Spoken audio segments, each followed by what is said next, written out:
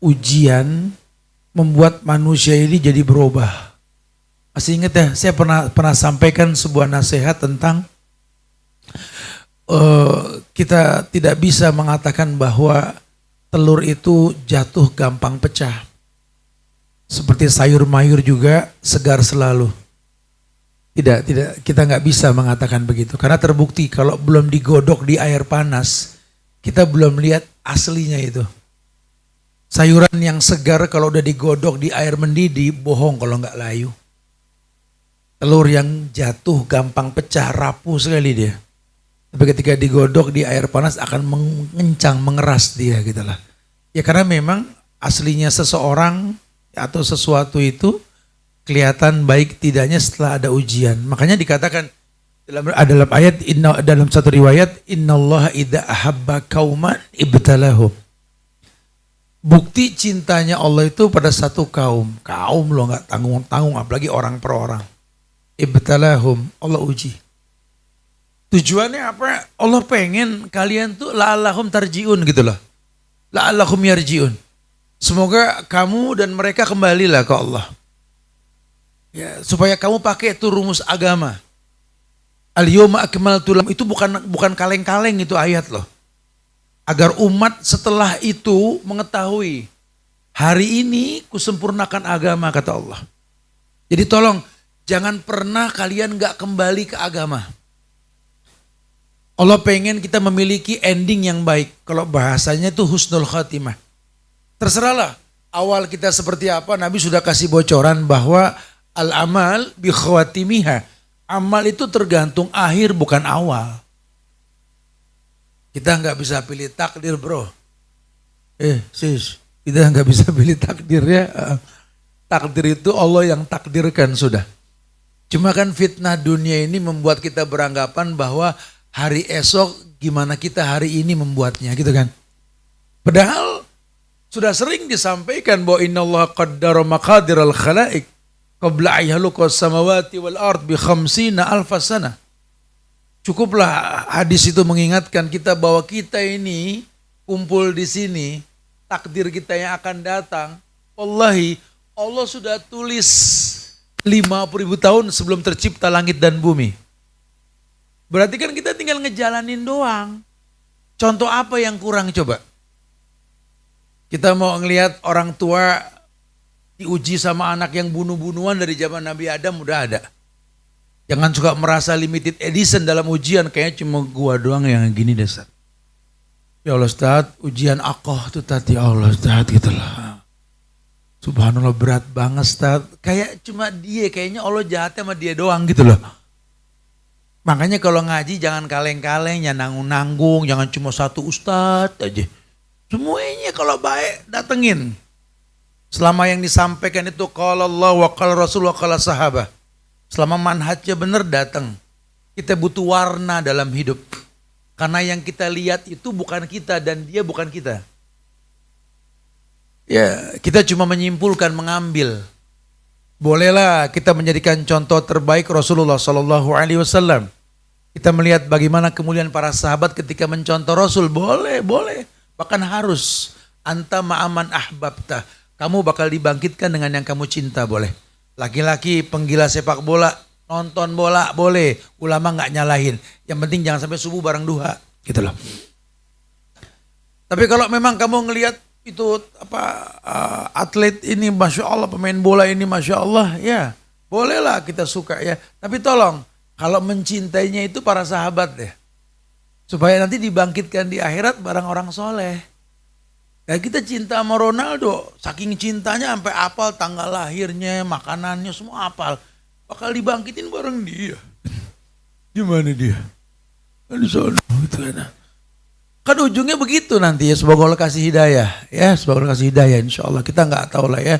Jangan suka menjadi hakim juga buat agama orang lain. Ya, sahabat tuh diomelin sama Nabi itu. Ketika Usamah itu membunuh orang-orang Yahudi yang tidak mau masuk Islam. Sementara beberapa orang Yahudi tidak pergi karena serangan orang Islam itu dibunuh juga karena gak masuk Islam. Nabi tegur, kenapa kamu bunuh dia? Kan dia gak mau masuk Islam. Kata Nabi, habisin kalau mau masuk Islam. Iya, cuma kan dia gak kabur, dia diem. Tapi kan gak masuk Islam kata dia. Kata Nabi, apa kamu pernah belah dadanya? Kamu lihat hatinya. Apakah dia gak mau masuk Islam? Cuma Allah yang tahu hati seseorang. Subhanallah. Jangan suka menjadi hakim buat agama orang lain. Karena toh pada akhirnya setiap jiwa itu bertanggung jawab dengan apa yang dia perbuat. Ini dunia gak bisa, kita katakan cari aman gak bisa. Ana makanya sengaja nikah sama orang soleh, kata si akhwat. Gue cari ustadz, gue cari ulama, dia tinggal surganya doang. Tinggal surganya doang. Lupa baca sejarah, bininya Nabi Nuh penghuni neraka. Apalagi bininya ustadz. Apalagi bininya ulama, belum tentu. Tangerang, belum tentu. Tangerang tentu, lo ngomong belum tentu tadi ya. Emang belum tentu. Aduh alhamdulillah deh, aku punya anak udah sekolah di sekolah Islam. Hafalan Qur'annya banyak, orang soleh deh. Aku orang tua tinggal sorga bareng dia. Insya Allah. Ada yang anaknya Nabi, bapaknya penghuni neraka. Nozi Azhar sama Ibrahim, betul. Gak jadi ukuran. Ya, kenapa? Karena agama ini peruntukannya jelas. Ku anfusakum wa ahlikum nar. Agama ini untuk dirimu dulu yang belajar, jangan dikasih ke yang lain. Ibu belajar, tolong pakai buat ibu, baru sampein ke suami. Suami belajar, ya tolong bro pakai dulu, baru sampein ke bini. Kita ini anak belajar, pakai dulu, baru ngomong ke orang tua. Ya kenapa? Karena peruntukan agama ini untuk dirimu, baru yang lain. Yang lain yang paling dekat itu. Dawil kurba wal yatama wal masakin. Kerabat dekat kita ortu yang paling dekat, saudara kita yang paling dekat, ya tetangga, baru yang lain nanti. Karena Allah pengen manusia ini nyaman dengan agama. Manusia mesti nyaman. Karena kalau nyamin gitu. Pada tegang banget sih, santai, agama ini santai. Ya, jadi Masya Allah nih, ya uji coba, ya ini bukan sesuatu yang main-main. Karena memang Allah akan uji manusia dan kita jangan coba-coba sama ujian. Ya. Itu kalau canda tawa kita mungkin pakai bahasa bedanya cobaan sama cobain kan, kalau cobaan gede cobain dikit ya kan. Awalnya cobain, lama-lama cobaan. Karena agama ini bukan coba-coba. Di situ pentingnya kita mengikat diri dengan Tuhan supaya tahu tidak ada satu syariat pun yang Allah syariatkan kalau kau pakai sebagai rumus hidup itu menzolimi dirimu. Allah sudah katakan dengan tegas dalam riwayat hadis qudsi, Ana kata Allah haramtu zulma ala nafsi. Aku Allah memproklamirkan diri, kuharamkan kezoliman dalam diriku kata Allah. Kalau Allah ngomong kita mesti yakin Tuhan loh ini. Kita kadang-kadang makelar ngomong kita yakin. Tuhan yang ngomong langsung. Ini haram tu zulma ala nafsi. Wa ja'altuhu muharraman bainakum. Aku mengharamkan kezoliman dalam diriku. Maka tolong berfikirnya tidak ada satu takdir pun yang menzolimi yang ditakdirkan. Bahkan fleksibilitas Tuhan ini mengatakan bahwa la yaruddul qada ila du'a. Takdir yang kuberikan kepada kamu tidak mengenakan bisa dirubah dengan doa yang ikhlas. Ya, karena Allah ada masyiah, ada kehendak. Ya, ada kehendak. Memang la yukallifullahu nafsan illa wus'aha. Allah enggak mungkin uji manusia di luar batas kemampuan. Betul? La yukallifullahu nafsan illa wus'aha. Allah enggak mungkin uji manusia di luar batas kemampuannya. Betul. Ya, tapi kan kenyataannya enggak semuanya manusia, walaupun bentuknya manusia, betul? Karena nanti ada manusia yang merasa manusia komplain. Aku manusia, tapi enggak kuat dengan ujian ini, Ustaz. Ustaz enggak ngalamin sih jadi aku, Tat. Alhamdulillah, kata Ustaz begitu. Berat, Tat. Enggak, lu di bawah 100, gue 120, biasa aja gitu loh. Berat dari mana? Ini cuma mindset kita aja yang ngerubah kayak begitu gitu loh. Padahal kita punya Allah yang gak mungkin berbuat zolim. Dari pertama kalau mau ngomong takdir, kenalin dulu yang bikin takdir makanya. Ini kita belum kenal Tuhan, mau ngomongin kerjaan Tuhan, akhirnya ngegibah Tuhan kita. Adanya ngomong, kayaknya Tuhan gak denger. Bilang Tuhan budak kan begitu bahasanya. Subhanallah. Jangan. Kalau berdoa, ya Allah, lihatlah hambamu ini. Emang Tuhan pakai kacamata riben, gak ngelihat. Tuhan melihat. Jangan paksa Tuhan melihat kamu. Tanpa dipaksa pun Tuhan melihat kamu. Ini yang mesti dewasa dalam masalah ketuhanan kita. Makanya si Abdul Razak itu membuat satu buku tentang Syarah Asmaul Husna, itu dahsyat kalau antum baca bukunya itu. Karena nanti akan banyak sekali orang ngomongin kerjaan Tuhan, Tuhan yang dia tidak kenal. Akhirnya berasa nggak berasa dia jadi orang yang sekuler gitu loh. Tuhan pun harus direvisi, diingetin. Ini kan bahaya. Jangan ya. Lantunan kata syair para sufi ini suka membuat orang ini merekayasa yang nggak layak direkayasa. Nggak, laisa kamisli syai'. Allah itu nggak serupa dengan apa yang diciptakan, dengan sesuatu pun tidak. Makanya untuk urusan Tuhan, tafakkar fil khalq wala tafakkar fil khaliq. Pikirkan yang diciptakan, jangan mikirkan siapa yang menciptakan.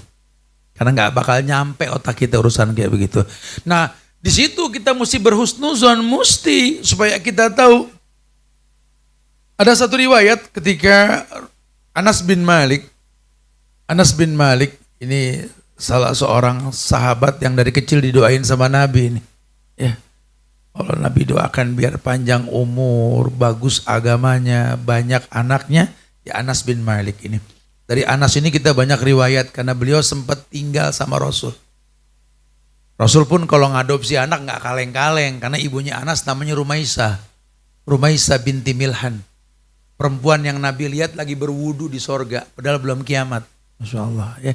Kita makanya kalau mau ngadopsi anak juga jangan main ngadopsi aja pakai perasaan. Anak siapa nih? Gede bakal jadi orang, bakal jadi yang bukan orang kan kita nggak tahu. Mesti ada ilmunya. Mendingan orang tua asuh kita bantu. Ini di sini Masya Allah teman-teman fasilitasi nih. Kalau mau bantu anak-anak yang memang layak untuk dibantu, kita bantu di sini gitu loh. Tapi kalau kita untuk mengadopsi mesti ilmu yang dikedepankan. Karena kadang-kadang ujian itu kita yang memulai. Kemudian kita yang gak kuat untuk menghadapi ujian tersebut.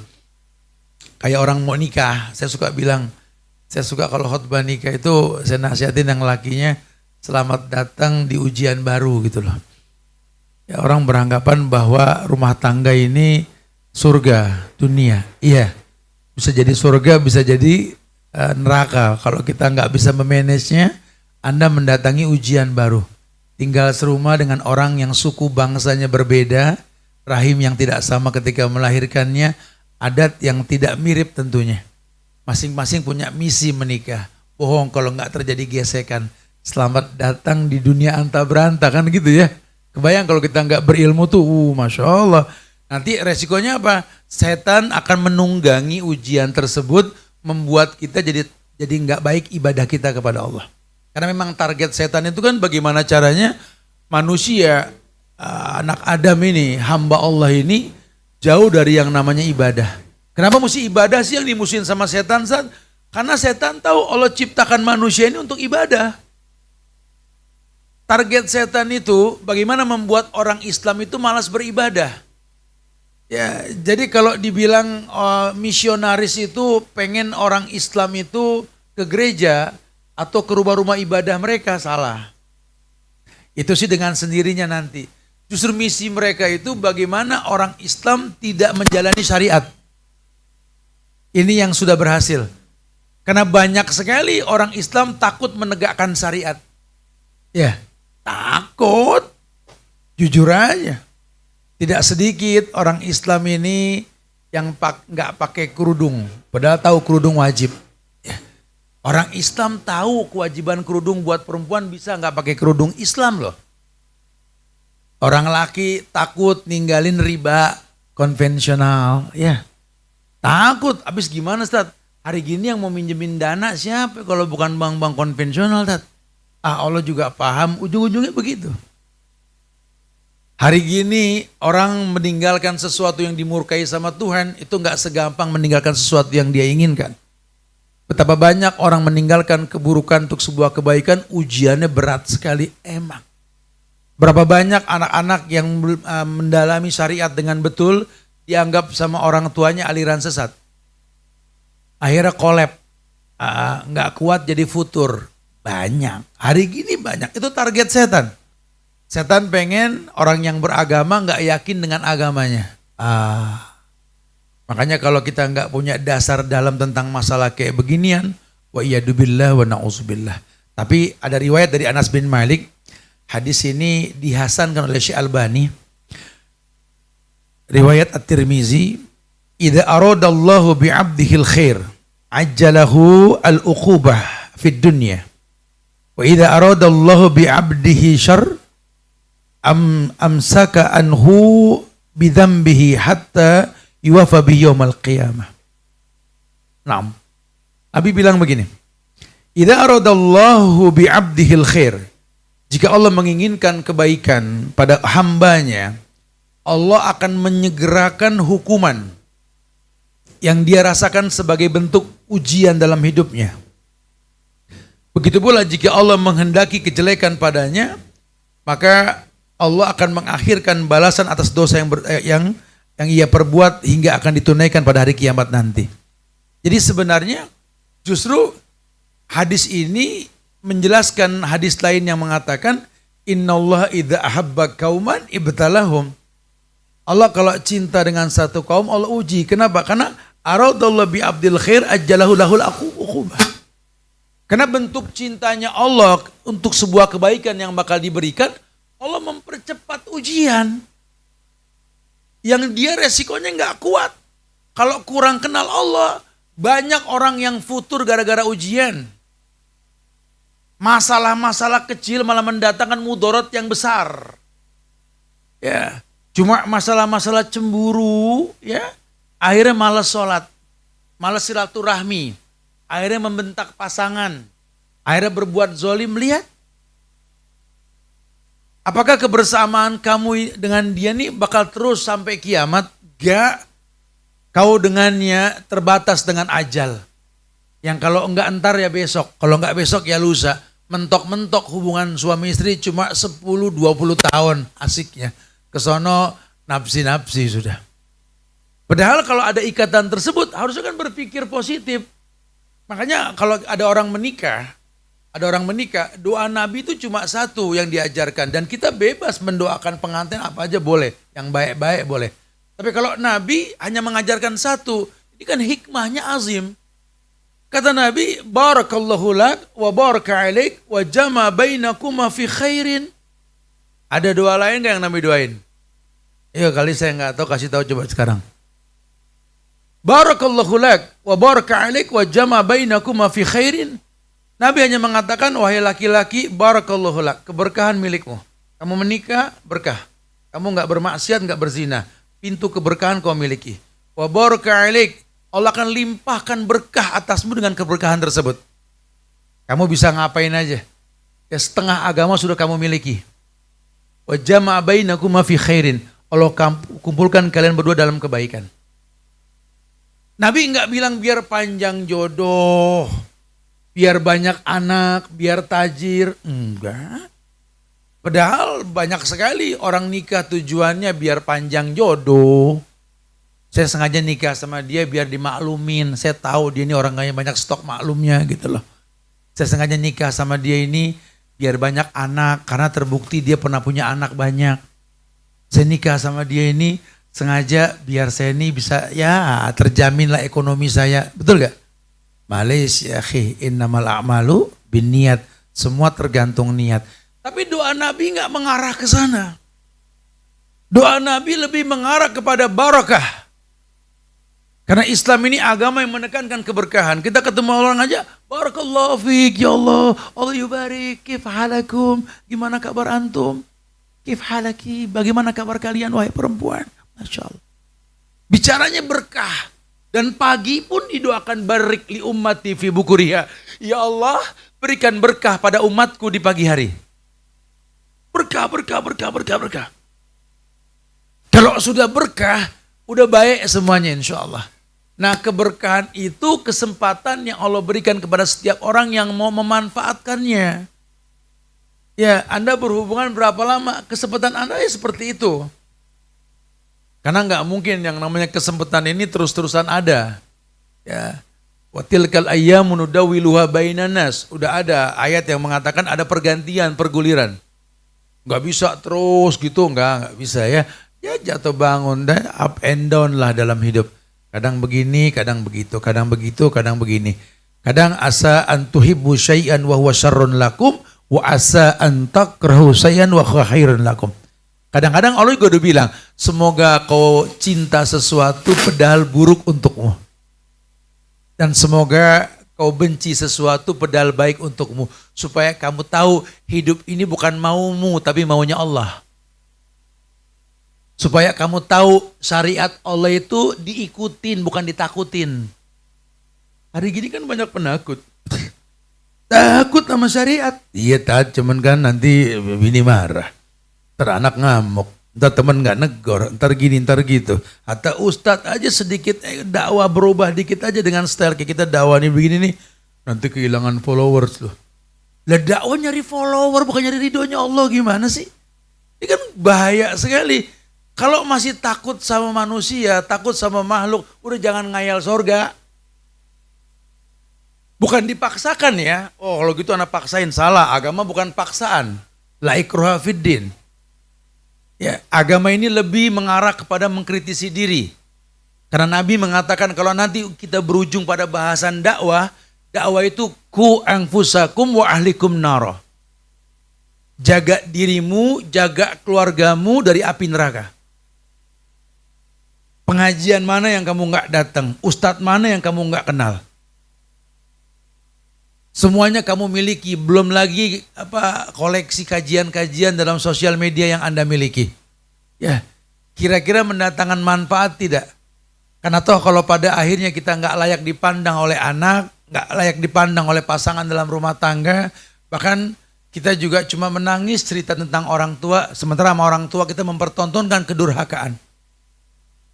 Orang cuma mengatakan kalau sama orang tua yang penting jangan ngebentak. Karena ayat mengatakan fala taqul lahuma uff. Jangan bilang cih sama orang tua. Terus antum bebas bertingkah laku membuat dia menangis, itu bukan durhaka. Ya Allah ya subhanallah. Satu tetes dari mata orang tua kita karena ketidaksukaan sama kita, neraka memanggil kita wallahi. Bukan fala taqul lahuma uff, bukan. Itu sudah pasti. Tapi banyak hal yang kita remehkan. Orang tua punya harapan untuk kita. Sejak kita belum lahir sudah didoakan, Robbi habli minas sholihin. Sejak kita belum bertingkah laku, dia sudah ajarkan tingkah laku. Sebelum kita pandai berjalan, dia sudah mentitah kita untuk berjalan. Sebelum kita pandai untuk berkata-kata, dia ajarkan kita bicara. Sekarang kau pandai berjalan bahkan berlari, kau tak menemui dia, kau tinggalkan dia. Sekarang kau bisa berkata-kata, berbicara, dipuji banyak orang, tapi kau sakiti hatinya. Hati-hati langkah yang kita melangkah, ucapan yang kita ucapkan, nikmat yang bakal ditanya. Ma yalfizu min qaulin illa ladaihi raqibun atid. Tidak keluar dari mulut kita satu kata pun kecuali dua malaikat menjadi saksi. Nanti di akhirat la tazulu qadama 'abdin yaumal qiyamah. Ini langkah kaki kita nggak bakal bergeser sedikit pun ini. Sampai selesai semua ditanya sama Allah. Hatta huruf per huruf yang kita ucapkan. Maka kedewasaan yang dikedepankan ini mendatangkan kebaikan. Ayo dong. Ujian dan kita akan diuji. Makanya kalau Allah buat sebuah uji coba buat manusia dengan syariat yang pernah dibuat dulu umat-umat sebelumnya, Allah akan puji. As-sabiqun as-sabiqun ulaikal muqarrabun fi jannatin na'im sullatun minal awwalin wa qalilun minal akhirin.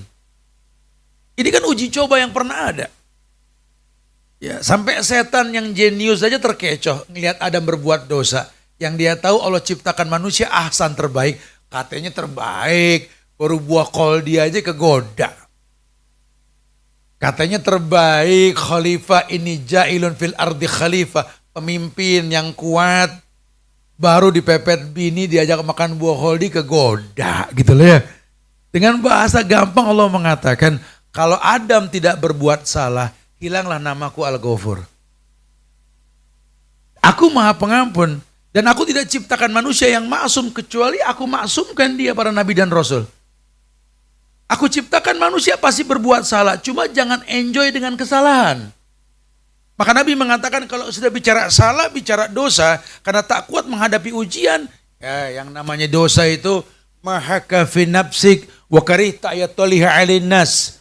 Hukum asal dosa, ingat, bikin nyesek dada, nyesel kita berbuat, malu kalau orang lain tahu. Tapi kalau sampai udah nggak ada nyesel, nggak ada nyesek, dan nggak malu orang lain tahu, maaf nih pakar dosa nih. Ini sudah ahlinya dosa ini. Nah kalau sudah pakai bahasa ahlinya dosa, Allahu a'lam bishawab, kita kembalikan ke Allah. Karena Allah murka sama pakar-pakar dosa. Kaum Ad, kaum Samud itu pakar dosa itu, karena enjoy dengan kemaksiatan. Dilaknatnya Bani Israel itu pakarnya dosa itu. Fir'aun jagoan dalam dosa itu. Korun dan teman-temannya itu pakar dosa semua. Ya, biangnya setan, iblis terlaknat. Nah kalau kita jangan sampai seperti itu, tetap stabil. Gimana Ustaz supaya nyesel kalau kita berbuat dosa? Tolong berzikir jangan dikurangin. Ya, nah berzikir jangan dikurangin ini pun ketika dia berzikirnya dengan niat lillah karena Allah, dan ketika dia memang kenal Allah ketika berzikir. Karena kalau nanti kita berzikir nggak kenal Allah yang kita zikirin, kita baca Quran nggak kenal ini kalamullah Allah yang kita baca kalamnya, wallahi nggak bakal ngefek. Jangan heran kalau nanti penghafal Quran pun berbuat durhaka. Ya, ima dia berbuat zolim sama keluarganya, ya, ima dia berbuat zolim dengan orang-orang yang memang berbuat kezoliman. Wallahu a'lam bishawab. Masya Allah. Ya, itu yang sering terjadi. Akhirnya banyak terjebak dalam keburukan dan kemaksiatan. Wa iyadubillah wa na'udzubillah. Ini sangat disayangkan sekali. Ya, nah Allah uji manusia, Allah uji. Makanya ujian yang Allah ujikan kepada manusia ini akan mendatangkan kebaikan. Allah uji manusia mendatangkan kebaikan. Ustaz, gimana supaya uji coba yang Allah ujikan ini membuat kita bisa menghadapi ujian itu dengan benar? Yang pertama tentu ulama mengatakan kepada kita ini butuh iman. Ini butuh iman. Karena kita akan bersandar kepada Allah yang tidak terlihat. Kita akan meminta pertolongan kepada Allah dalam semua hal yang kita rasakan berat dalam hidup. Dan ini nggak gampang. Karena kebiasaan kita itu ditolong sama orang. Ya, makanya dari kecil kita ngedidik anak kita ini untuk minta tolongnya sama Allah, bukan sama orang tua. Gimana caranya? Ya bisa lah, nanti ada bab tersendiri tentang tarbiyatul aulad. Supaya dia tahu, nak, ayahmu, ibumu ini sayang sama kamu, nak. Cuma mata kami terhalang dinding, nak, terhalang jarak. Di balik tembok kok apa berbuat, kami nggak bisa lihat. Telinga sama, tangan, kaki pun sama, nak. Ya, tapi ingat, nak, kau diciptakan oleh Allah, dititipkan kepada kami, Allah yang maha mengetahui, nak. Masya Allah. Ya. Allah yang maha mengetahui, nak. Ya. Ini sangat disayangkan sekali. Nah, tapi begitulah bahasa agama. Dan Allah tabaraka wa ta'ala, Allah jalla wa ala menginginkan manusia tahu. Dengan iman kau paham yang terbaik. Dengan iman kau mengerti bahwa Allah menginginkan yang terbaik untukmu. Tolong iman dibagusin. Kemudian yang kedua, kata ulama, untuk uji coba yang diujikan sama Allah ini kita bisa tetap istiqomah di atas kemanusiaan kita yang tercipta untuk beribadah. Tolong jangan kendor dalam beramal soleh. Jadi orang yang Al-Qais, Kaisha, nama anak perempuan Kaisha, Al-Qais, orang yang beruntung. Siapa orang yang beruntung? Mandana nafsahu wa amila lima ba'dal maut. Orang yang menekan syahwat dunia dan beramal untuk urusan akhirat. Ya, ini satu bukti di depan kita Road to Jannah itu ada pelelangan motor kemarin. Ya, saya bilang sama teman-teman biker, bro, kita kalah bro sama temen nih yang meletakkan motor untuk dilelang. Kalau motor yang kita pakai itu manfaatnya buat kita doang di dunia. Tapi kalau kita sudah lelah menggunakannya, kita pakai buat kemaslahatan yang lebih besar, jujur loh, sedekah kita itu yang bakal menjadi harta kita di akhirat nanti. Itu nggak gampang. Nggak gampang. Meletakkan dunia untuk Allah itu bukan hal yang gampang. Dan mungkin nanti banyak hal lainnya. Orang yang cerdas sih orang yang tahu dia tekan urusan dunia untuk akhirat. Memang berat, saat ini syariat berat banget emang. Tapi kan Allah yang nyuruh. Kalau Allah yang nyuruh nggak ada kezoliman, nggak ada. Banyak orang komplain dengan takdir. Akhirnya Tuhan yang disalahkan.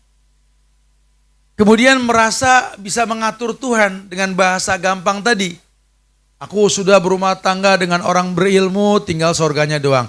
Aku sudah punya anak yang berilmu, tinggal surganya doang. Aku juga anak orang yang berilmu, tinggal ngikut ke surga bareng ayah. Hei, enggak kesana agama. Allah butuh amal soleh. Dan setiap amal soleh itu memproteksi diri orang yang melakukannya. Karena di Islam, setiap ritual dalam agama ini menjanjikan manfaat. Amal soleh itu amal yang baik, amal yang benar. Yang kalau si pelakunya melakukannya, kata Allah, fa'innahu lahu. Itu untuknya. Kullu amal ibni Adam lahu. Kumpulmu hari ini ngaji, sholat zuhurmu nanti, atau mungkin sedekahmu, silaturahmimu, untukmu. Kamu yang bakal merasakan betapa nikmatnya bangun pagi, olahraga, kumpul di kala dengan teman-teman Road to Jannah, kita belajar. Kamu yang bakal tahu nikmatnya hidup. Wallahi demi Allah nggak ada kelelahan. Kalau hitungan matematik pasti lelah lah. Aktivitas selesai jam 11:30 malam. Berbenah diri nggak berasa jam 11:30 sudah. Jam 12 istirahat. Jam 3 mesti melek. Lakukan tahajud. Kemudian baca buku. Nggak terasa sudah tahrim. Ada azan berkumandang, as-salatu khairum minan naum. Ya Allah udah subuh, Masya Allah, Alhamdulillah. Gak berasa subuh, udah tarik gas lagi kita. Kalau bicara capek, tapi kan capek dengan senyum karena kita menghayalkan kemuliaan hadis yang mengatakan bahwa dunia ini tempat bercocok tanam. Dunia ini memang sijnul mukmin, penjara buat orang beriman, lelah, capek memang. Makanya ada riwayat lain mengatakan Nabi bilang sama orang capek yang soleh ini mustarih. Ini mayit yang capek dimasukin ke dalam kubur untuk istirahat dari penatnya dunia. Dan hidup ini melelahkan. Hidup ini lelah. Allah cuma pengen lihat endingmu seperti apa. Jangan sampai kesempatanmu untuk bisa berbuat baik terlewat begitu saja. Yang masih punya orang tua kok masih bisa durhaka. Nunggu orang tua mati dulu kita baru pengen bilang Robbighfirli wali walidayya. Nunggu orang tua nggak ada dulu kita baru mau nangis ngelihat batu nisan pusaranya. Mereka masih ada, temui mereka. Laki-laki temui. Jangan gara-gara pasangan di rumah terbengkalai cinta kepada mereka. Nikmati aroma tangannya. Nikmati. Karena mungkin daging bangkai sebentar lagi yang kita cium dari mereka. Masa kecil anak-anak rangkul, cium kepalanya. Wangi minyak telon di kepalanya itu Masya Allah. Sebentar lagi udah gak begitu. Masa kecilnya gak akan pernah berulang. Kesempatan emas iyakunu fuqara yughnihimullah bin fadli. Kalau rumah tanggamu baik, Allah jamin kemuliaan berkah. Yughnihimullah bin fadli.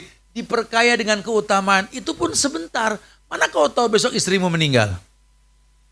Mana kau tahu ada masalah kau bercerai besok? Wahai perempuan, wallahi, surgamu dekat sekali. Idza sholatil mar'a khamsaha wa shamat sahraha wa hafazat farjaha wa atat zawjaha qila laha udkhulil jannah min ayyi abwabi syi'ti. Ayyuma imra'atin matat wa zawjuha radin faqadat min ashabil jannah. Perempuan mana saja yang meninggal dalam kondisi suaminya ridha dengan kehidupannya sebelum dia meninggal, surga. Dan itu sebentar. Mana kau tahu setelah ini suamimu meninggal. Mana kau tahu mungkin ada masalah yang setan masuk ke hatimu, kau bentak dia, kau benci dia, dijatuhkan talak. Wallahu a'lam. Karena tidak ada satu jiwa pun yang tahu besok apa yang terjadi. Ujian-ujian ini yang kita rasa pada hari ini atau esok hari pernah terjadi. Makanya Allah bilang di Quran bahwa yang namanya ujian, ya kalau kita lihat para nabi, wa kullan naqussu 'alaika min ambai rasul ma nusabit bihi fu'adak. Allah berikan kisah-kisah para nabi dan rasul supaya jadi ukuran. Ujian yang paling berat tuh para nabi dan rasul. Ya, lihat ujian mereka. Ujian anak tadi, ujian istri, ujian suami, ujian keluarga, masyarakat, ya. Simpulkan bahwa ternyata orang soleh itu rentan dengan cibiran. Musuh di depan bisa kita tangkis, di belakang kita bisa nengok. Tapi kalau dari dalam agak susah kita nangkisnya. Kita cuma punya Allah. Ya. Makanya kalau makin gede nih ujian, tolong jangan jauh dari Allah. Kalau perlu jadikan sebagai parapin di mana kita bisa khusyuk dalam menjalani setiap ibadah yang kita gugurkan. Karena ujian yang Allah ujikan, pengen Allah bikin kita nih khusyuk. Antakhsha'a qulubuhum li dzikrillah. Allah pengen hatinya khusyuk karena mengingat Allah. Karena dia tahu ya Allah bilang gak mungkin uji manusia di luar batas kemampuan. Tapi ini berat. Ternyata betul kata Nabi, kadang diam itu adalah ibadah. Diam deh. Ngomong salah, gak ngomong salah. Komplain malah sama dengan yang dikomplain. Gak komplain pun dihujat. Udah diam. Yakin Allah gak mungkin zalim. Karena ujian ini kayak badai. Badai yang pasti berlalu. Bekasnya ada, bekas badai ya. Tapi lihat, nggak ada kerusakan pada orang yang terkena badai tersebut. Itulah kehidupan. Itulah kehidupan. Kalau ciptakan ada kayu pinus di pinggir jurang, itu nggak main-main loh. Ya, kalau kayu pinus saja yang bukan manusia bisa bertahan dari badai, kenapa kita manusia nggak yakin Allah pasti bersama kita ketika kita menghadapi badai? Kayu pinus itu akarnya susah mencari air loh. Karena tebing itu jauh dari jurang yang ada airnya. Tapi lihat, buat Allah nggak ada yang nggak mungkin hidup itu. Angin yang kencang, puting beliung, belum hawa dingin, panas, malah membuat karakter batang menjadi unik. Kenapa? Karena memang begitulah cara Allah. Dan Allah sudah katakan di awal tadi, aku haramkan kezoliman. Hari gini, kita hidup di zaman dunia maya yang ancaman itu semuanya sosialita, sosial media. Kita bukan lagi hidup di zaman yang kalau musuh tuh kelihatan. Lu kenapa bro tegang banget? Nih itu ada 4 orang lagi nungguin gue pengen ngajak berantem bro. Musuhnya kelihatan dulu. Terus gimana? Gue keluar gue pengen hadepin nih. Cowok gitu, ya ribut. Kalau anak sekarang kan enggak, cowok pucet di pojokan pertak, tangan digituin aja gitu. Lu ngapain tangan dingin, pucet amat. Lu lagi diancem, mau dibunuh. Sama siapa? Tuh di WA. Di WA. Musuhnya kagak ada di WA. Dulu saya pernah ngomel. Ada orang perempuan modal dikasih sekuntum bunga bisa jatuh cinta. Dia lah. Cintanya cuma sebatas sekuntum bunga. Itu pun boleh ngambil di kebun orang. Saya pikir udah hina banget dah. Ya. Sekarang lebih hina lagi. Ada anak gadis jatuh cinta cuma dapat emot kembang. Subhanallah. Ya Allah ya Karim. Ini sosial media membuat kita jadi generasi kerdil ini betul-betul. Ya. Takut sama yang gak kelihatan, seneng sama sesuatu yang gak jelas. Tuh. Ya. Kenapa? Makin tipisnya iman. Jadi kan kita senyum nih. Kan kajian kita sudah dari 18 tahun yang lalu loh. Di dakwah ini gak main-main yang saya lakukan ya. Itu Nabi dulu pernah bilang. Kata Nabi, orang Islam nanti. Dulu saya gak tapi yakin. Tapi kenyataan sudah mulai. Orang Islam tuh gusa kagusai sail. Lama-lama nih kayak buih di lautan. Kelihatannya berbentuk karang cuma ringan, cuma buih, cuma busa. Kelihatannya aja penampilan Islam. Apalagi hari gini penampilan Islam kan gampang untuk dilakukan ya. Saya tanya sama ibu saya, mah kenapa sih orang dulu Baik yang nggak pakai kerudung, kalaupun pakai nggak syar'i kerudungnya mah. Kayak si Madi Jembatan Ancol, saya bilang begitu. Ya orang mau ngelayat. Ya Han, orang dulu mau beli kerudung juga mesti berhenti dulu di Bayoran naik oplet ke Tanah Abang. Itu pun 1-2 yang dagang kerudung. Lagi kagak ada kerudung panjang kayak sekarang gini, nggak ada dulu. Dulu begitu. Sekarang semuanya jual kerudung.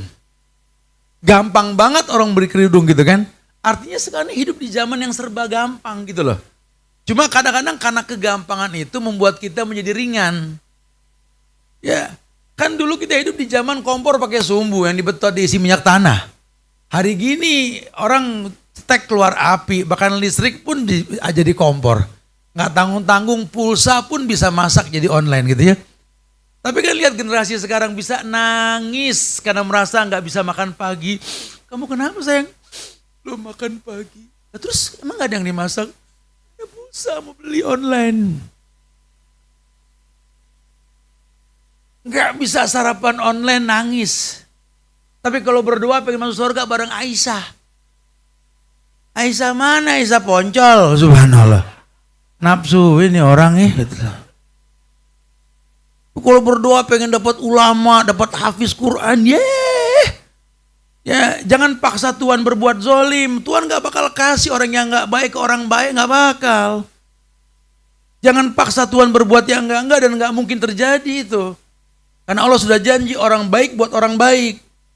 Kamu gak baik jangan ngayal dapat orang baik. Jadi orang baik dulu baru minta sama Allah, kan begitu bahasanya. Jangan kayak orang yang pengen minta, ya Allah berikanlah kemudahan aku membuat gedung di tempat aku berdiri ini ya Allah sebagai tempat tinggal untukku. Ya boleh aja, tanah siapa itu? Wallahu alam, ya gak bisa. Lu berdoa dulu biar tuh tanah lu beli. Udah punya, ya Allah izinkan mengumpulkan dana buat bangun gedung. Ada tahapannya. Hidup ini tobakon antobak, ada tahapannya. Terlalu sering kita paksa Tuhan untuk paham kita. Sementara kita nggak kenal Tuhan yang kita paksa tersebut, Allah nggak bisa dipaksa sama makhluk. Ya, kita yang mesti kenal Allah. Makanya uji coba yang Allah ujikan kepada manusia itu wa kullan naqussu 'alaika min amba'i rasul ma nusabbita bihi fu'adak. Kami telah jadikan kisah-kisah dalam Quran pelajaran buat kalian.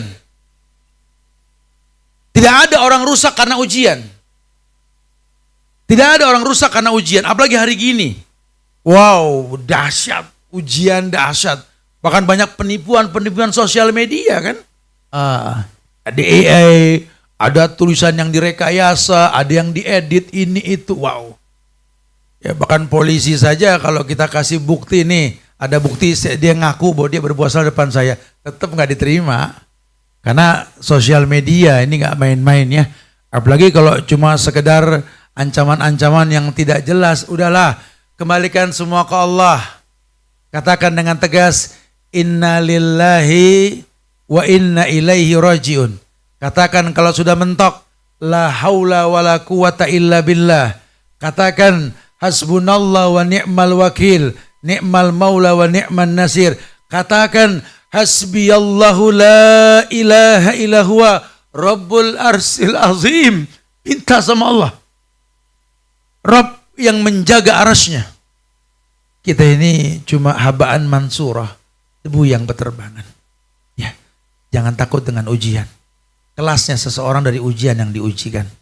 Oh Allah berikan kebaikan. Kebaikan yang bakal kita dapat tergantung ujian kita pada hari ini. Barakallahu fikum.